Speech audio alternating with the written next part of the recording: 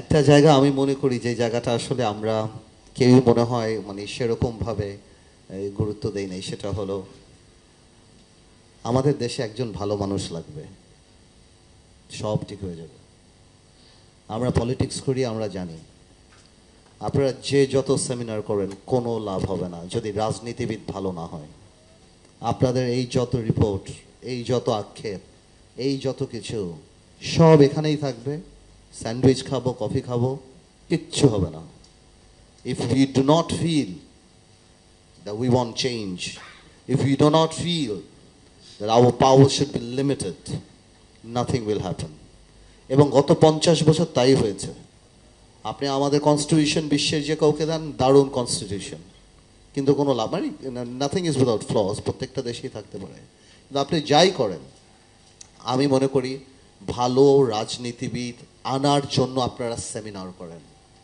এই প্রেশার কি আজকে আপনারা এই কথা বলছেন, উইথ ডিউ রেসপেক্ট আমি বলতে যাচ্ছি, যদি শেখ হাসিনা সরকার টিকে যেত এই সেমিনার কি হতো? আমরা যখন মার খেতাম, ছাত্ররা যখন এই আন্দোলনের আগে আমাদেরকে যখন ধরে নিয়ে যেত, ছাত্রদল বা জামাত করলেই যখন মৃত্যুটা খুব স্বাভাবিক ব্যাপার ছিল, যে ও জামাত করে, ও ছাত্রদল করে, ও তো মারা যাবেই, ওকে তো ধরা হবেই, তখন কিন্তু আমরা সেমিনার হতে দেখি নাই। হেফাজতের বাচ্চা বাচ্চা ছেলেদেরকে যখন দেখলাম কান ধরে উঠাতো বসাতো, সেই সময় কিন্তু আমাদের গায়ে লাগে নাই। গায়ে লেগেছে যখন নর্থ সাউথ আর ব্র্যাক ইউনিভার্সিটিতে গোলাগুলি হয়েছে। কেন? কারণ সেখানে আমার ভাই বোনরা পড়ে। সুশীলদের তখন গায়ে লেগেছে যে আমার ভাতিজা, আমার ভাই, আমার এরা পড়ে। তো জাতি হিসাবে আমরা কতখানি সেলফিশ, আমরা কত। এই আন্দোলন তো কোটা দিয়ে আরম্ভ হয়েছিল। কই কোটায় যারা আন্দোলন করেছিল, ওনারা যখন 2বার বীর দর্পণে যে ভোট ডাকাতি করে গিয়েছিল, তখন তো একবার চিন্তা করে নাই যে ভাই আমার গণতন্ত্রের সবচেয়ে বড় অধিকারটা হরণ করা হয়েছে, তখন আমার বাড়িতে এসে পড়েছে, আমার ভাই বোন রাস্তায় মারা গিয়েছে, তখন আমাদের হয়েছে। এবং অ্যাকুমুলেট ওয়েতে প্রথম আমি একটা অনুরোধ করবো, আজকে আপনারা এমন কিছু বানান যাতে ইচ্ছা করলেও কালকে আমরা ক্ষমতায় যদি যাই আমরা নুইসেন্স না করতে পারি। তারপরের দিন জানি আপনারা রাস্তায় নেমে যান। কারণ এখন সত্যি কথা আমরা রাজনীতিবিদরা একটা জিনিসই ভয় পাই, যে আপনার প্রেডিক্টেবল শত্রু যেটা আওয়ামী লীগ করতে চেয়েছিল, যে খালেদা জিয়া বিএনপি চেয়ারপারসন বয়স হয়ে গিয়েছে, নেই, তারেক রহমান আসতে পারবে না, জামাত ইসলামীর কোমর ভেঙে দিয়েছি, জাতীয় পার্টি তো আমিই চালাই, সুতরাং I will run, I will lead, I will rule.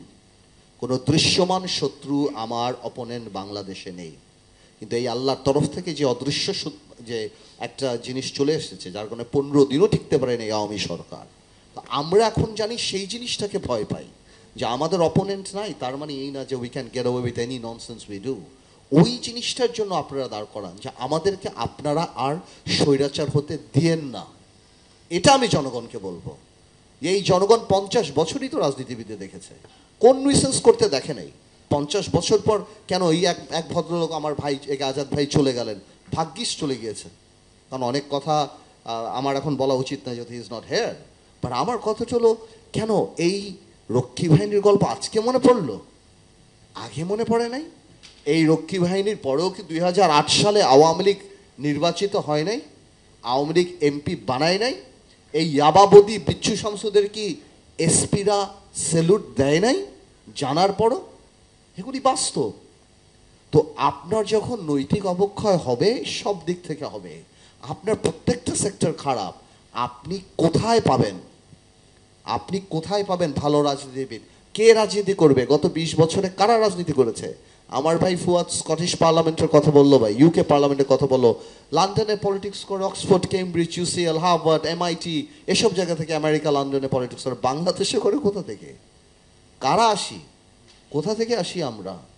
তো আমার কথা হলো এই সেমিনার করা যেতে পারে, ইংল্যান্ডের স্ট্যান্ডার্ডে কথা বলতে পারে, that the dust can come in, the wind can come in, the sunlight can come in, but the police cannot come in without my permission.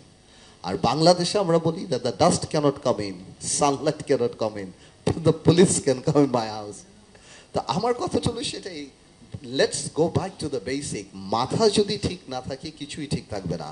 আপনারা ক্যাম্পেইন স্টার্ট করেন, সবচেয়ে বড় আমরা আপনাদেরকে ভয় পাই, অ্যাটলিস্ট কেয়ার করি, যাতে আগামীতে ভালো মানুষরা সংসদে আসে। এই যে পল্টু, ইয়াবাবদি, বিচ্ছু শামসু, মমতাজ, এইটা ওইটা যারা দাঁড়িয়েছে পার্লামেন্টে, when you have these people in the parliament, what do you expect? আমরা 15 বছর কিছু বলি নাই, এটা বাস্তব। 2014 সালে আমরা, আমাদেরকে মানুষ বলতো পারলেন না তো, আমি পারি নাই না, তুমি পারো নাই, পারলেন না তো আওয়ামী লীগকে সরাতে, ধরা খেয়ে গেলেন তো। মানে এটা কার?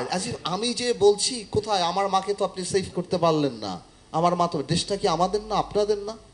তোলে খারাপ ভোটার খারাপ লিডার আনবে। I am sorry but this is truth. আপনি যদি এখন এলাকাতে তাকে ভোট দেন, মার্কা দেখে অস্থির হয়ে যান, তার প্রিভিয়াস রেকর্ড ভুলে যান, এবং আপনি যদি মনে করেন যে মার্কা দিয়ে দিল এই সবচেয়ে সত্য, এই সবচেয়ে ভালো মানুষ, এই ভালো খারাপে আগে কি করলো, আপনি যদি সেগুলি না দেখেন, খারাপ মানুষ আসবে। আর খারাপ মানুষ আসলে আপনি যত সংস্কার করেন, আপনি যা ইচ্ছা তাই করেন, আপনি যে ভাই বললেন যে ওটা মানে যা যা বললেন আপনারা সবাই, জুডিশিয়ারি বলেন, এই কমিশন বলেন, ওই কমিশন, আমরা সব ধ্বংস করে দেব যদি আমরা খারাপ মানুষকে নেতৃত্বে আনি। তো ভাই এতটুকুই মাথায় রাখতে হবে। আমি সিজিএসকে রিকোয়েস্ট করব, how to promote proper leadership in the country, এই জিনিসগুলি। আমার ভাই আর্টিকেল 17 একটা কথা বললো, আর্টিকেল 70 তো আমাদের মনের মধ্যে, আমরা এমনি কারো বিরুদ্ধে কথা বলি না, নট বিকজ অফ স্যাংশন যে আমাকে বাদ দিয়ে দিবে। Article 70 correctly says one thing, that if you vote, আপনাকে কথা বলতে তো মানা করে নাই, আপনি তো কথা বলতেই পারেন আপনার পার্টি ফোরামে, আপনি পার্লামেন্টে কথা বলতে পারেন। You can only invoke article 70 in case of voting, but you can always speak. কই আমরা কথা বলি? বলি না। ওয়াই? বিকজ আমাদের চরিত্রের মধ্যেই ওই জিনিসটা চলে আসে যে আমরা ওইটা বলতে পারি না, আমরা বলতে চাই না, বিকজ আমরা মনে করি আমরা হারাবো, বাট নট নেসেসারিলি সবাই যে হারায় এটা সত্যি না। আই হ্যাভ উইটনেসড, আমি অনেক বড় বড় জাতীয় পর্যায়ের মিটিংয়ে বিএনপির সাথে আমরা একসাথে কাজ করেছি, আমরা দেখেছি মেনি পলিটিক্যাল লিডার্স যারা দে হ্যাড রিজার্ভেশনস, কিন্তু যখন পার্টি কোনো সিদ্ধান্ত নেয় আমরা একসাথে সেটাকে সাপোর্ট করি, দ্যাটস আ ডিফারেন্ট থিং। কিন্তু এটা সত্যি কথা যে আমার মনে হয় ভালো রাজনীতিবিদ আসলে, I don't have the requisite expertise to talk about it, যে না আমি পুলিশ এটা হওয়া উচিত, এটা এই ব্যাপারে বই আছে, পাবলিকেশন আছে, এক্সপার্ট আছে, আমার বড় বড় এখানে যারা পুলিশের চাকরি করেন তারা আছে, সো আমি ওই সময় নষ্ট করব না। বাট আমি এতটুকু বলবো, ওই ক্ষমা চেয়ে পুলিশ ক্ষমা চাবে, এদেরকে মেরে ফেলেছে ওদেরকে মেরেছে, কী লাভ? ক্ষমা চেয়ে কী লাভ হবে? কালকে আবার ক্ষমা চাবে।